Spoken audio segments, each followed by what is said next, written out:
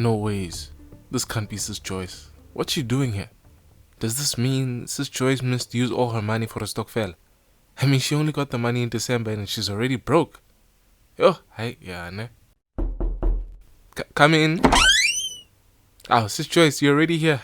I wasn't expecting you so early in the morning. How are you? Hey, bhuti. Izinto azihambi kakuhle mntasekhaya. Unibona nje apha ekseni ndize kuwe ndizokhangela uncedo. Ndisengxakini bhuti. Andizazi bani zazithini okanye ndizikhuphe njani kule ngxaki endijongene nayo. So is it really you that I saw on TV? Andazi noba ndizacacisa ndithini because andivisisi bakwenzeke ntoni. Into endiyaziyo uba imali bendinayo mna. The next thing andinanto. Ndibroke.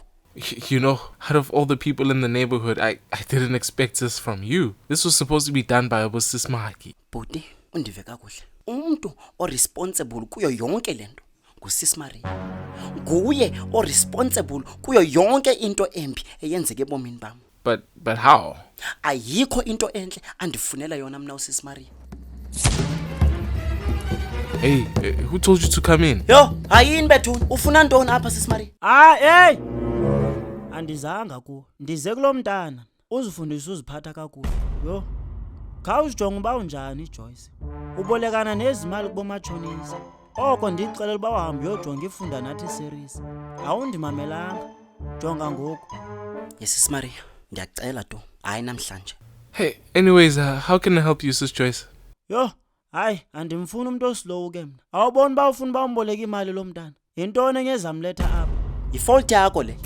Thini? Sundifaka Joyce. Usile yazi mara. Yena ntsika uJoyce oko ndimxelela uba hamba yojonga iFunda Nathi series. Akandimamelanga. Nangoku ndiyamxelela. Ye Joyce ndini. Khawuhambe yojonga iFunda Nathi series. Apho uzofumana khona ifinancial literacy. Ukwazi ukuzenzela ama savings nawe ufane nabanye abantwana.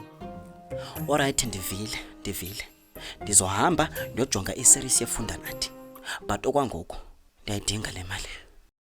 Qibila uthetha nawe mna. Soze ndiziphinda futhi. Alright sharp ne. Asiphila nabathakade.